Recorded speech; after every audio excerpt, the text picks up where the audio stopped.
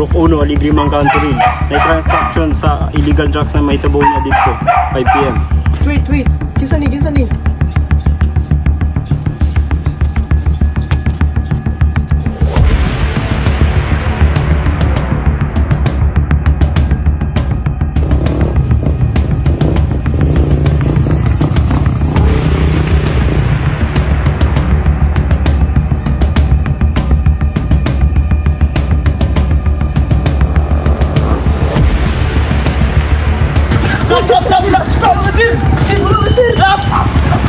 Ako si Inspektor Paragsa, ikaw ay naaresto sa salang paglabag sa RA 9165.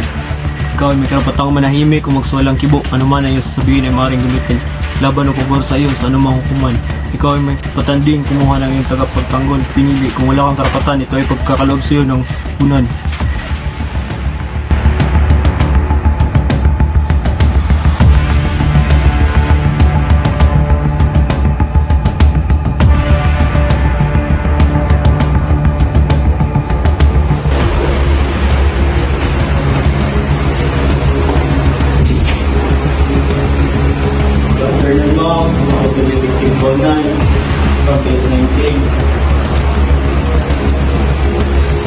Nakakalimutan mo ang pakamugatang statement at nahitang illegal transaction at ang overgently sa mga bahay.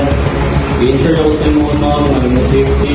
Ganyan ka na ni mga pang sulti diriya confidential ang mga kini o bili ka ni mga sa luwas. Mga makasaysay ko sa mga counter at mga dawa. So, nga po pagkitabo sir, igawas ko sa balay, na-stress na ako, sugo ko sa kunan, isang ante, ngayon asin, unya, wala man akong ante dito sa balay, niya nakakita na mga kalalaki dito sa pilit, kahit naninala ko din sila sir, kay sige sinabantay sa pilitan mo ba sa kalsada ko, sabay mo agi-agi dito, unya ako, naman ko nakita nga bulakan dito sir, sumoto, tago ko, gibantayan ako sila kung sa mga gipang tulog-tulog nila. Nakakita ako kung mga illegal drugs sir niya. Nagdunod siya sa isa kalalaki. O niya, mautog. Titingalan ko ito, bita ko. Niya, dito mo nakasagin ko. Walang pagalong sa akong gibuhat sir. Kaya doon lang ko tag isang katakulba. Niya, masing magamay ko po ba niya. Ulag ako'y labot dito. So, mo pa mo lang yung mga kong adlaw sir. Nagkakit akong ba o gagawin ako na itabuan ko. Ma'am, manang pag-story sa mga statement, namin some questions to clarify this case. So ma'am, mag-start ng pangutan na sa mga... Mali ako na pangutan na ma'am. Kailan makaali ka suspect?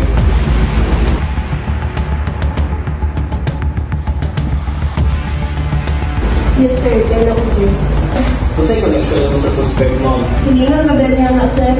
Nakay other informations ma'am, mga data about sa suspect, kung sa'yo relay. Ay sir, wala pa yan sir. Kaya ano sir, nakapag information mo pa na yan sir. Nag-sir kung gagawa sa iba na sir. Pero ang mga chismis na sa mga kasilinganan naman sir is, ano daw na siya, illegal na siya ng drugs. So, salamat sa mga operation mo, ensure na kayo ng safety, sa mga pawali mo, kailangan ka lang sa mga kauban. If everyone ma'am na kaya na hinala sa inyo, tawag din sa akong station para malas na yan. Salamat po sa mga.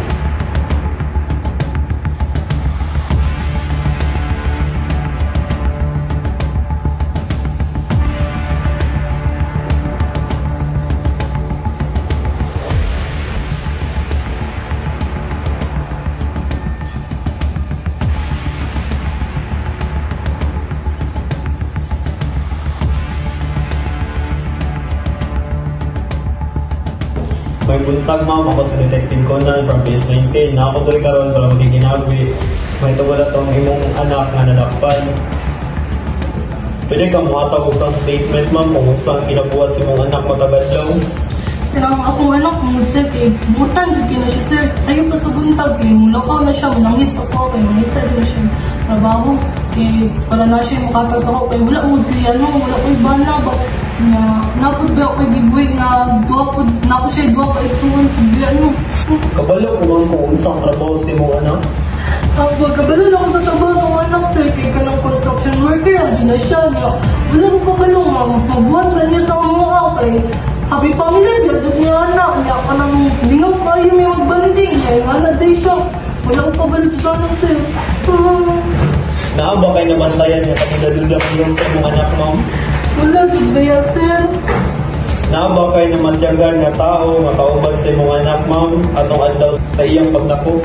Wala dyan, sir. Eh, hindi ko naman siya gikan sa likas balay. Wala ko ba lang kung siya nga ito. Salamat sa mga operasyon, ma'am. Nakagaling tabang sa mga investigation. Unta, sa sunod yung bitaraga ng mga isang presinto. Biling o kinasigasing ay mga paganto.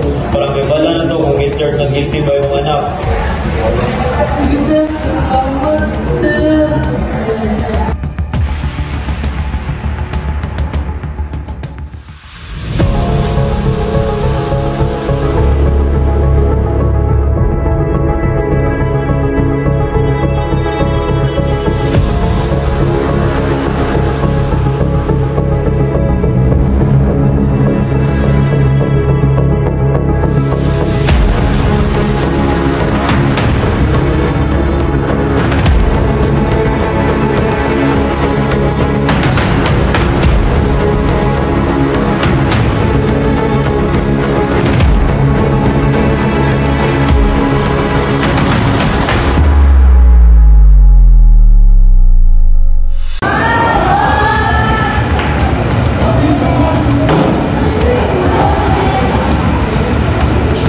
Sir, si Detective Kunan, nakakatay karoon para mag-locate sa tunay mga salam.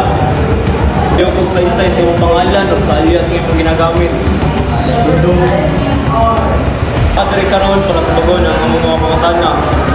Pwede ba? Please ignore ay mga ito ba? Nakakita ba ka og na nagilisan na yung butang sa kalsada ganiha? Yes, sir. Drugs ba to? Yes, sir. Ito ba ka kung kinsa ang apil sa transaksyon? Yes, sir. Ikaw ba to? No, sir. Okay, namin CCTV footage diriya. Pwede Ray, pwede ba ni may play ang video para sa mua? Yes, sir.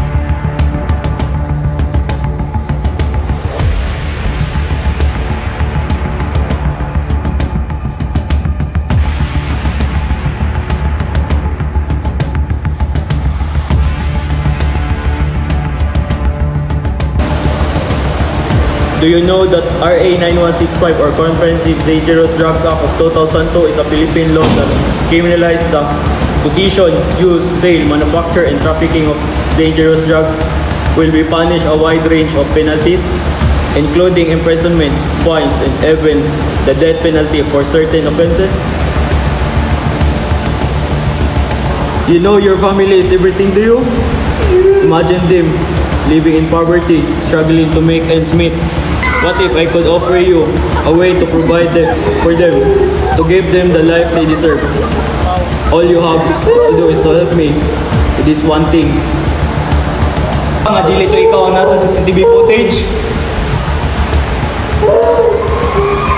Okay, diri lang sa tataman.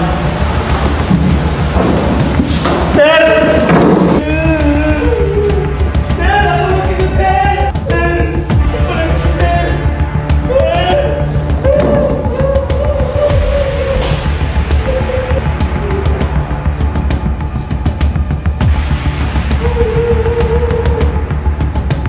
Sa mga operasyon.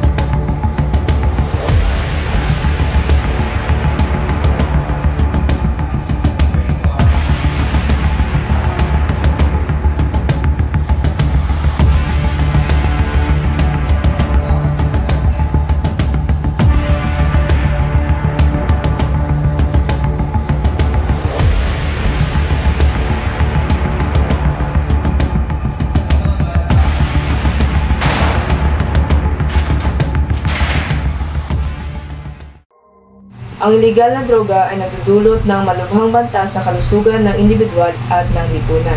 Kaya't mahalaga ang kamalayan tungkol dito. Ang mga substansya nito kabilang ng mga stimulant tulad ng cocaine at mga depressant tulad ng heroin ay maaaring magdulot ng malubhang panganib sa kalusugan tulad ng pag-a-addict at pagka-overdose. Ang mga legal consequences ay mabigat. Kadalasan nagre-resulta sa mga multa at pagkakakulong na pumipigil sa mga tao ng hihingang tulong. Mahalaga ang edukasyon at bukas na talakayan tungkol sa mga panganib ng paggamit ng droga upang maiwasan ang abuso at mabawasan ang stigma sa paligid ng pag-addict. Sa pamamagitan ng pagpapataas ng kamalayan, maaari natin bigyan kapangyarihan ng mga individual na gumawa ng wastong desisyon at itaguyod ang isang sigurtadong kapaligiran para sa mga apektado ng paggamit ng droga. Sama-sama, maaari tayong lumikha ng mas malusog at mas ligtas na komunidad.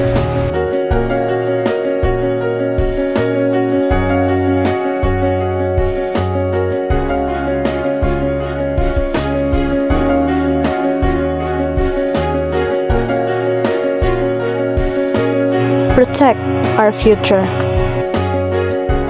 Empower young people to stay away from illegal substances. Embrace a life of purpose, health, and opportunity.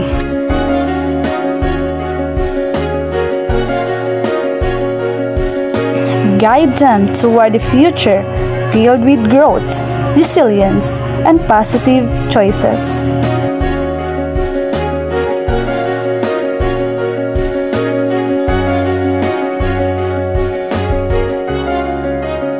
Choose a life of peace and happiness.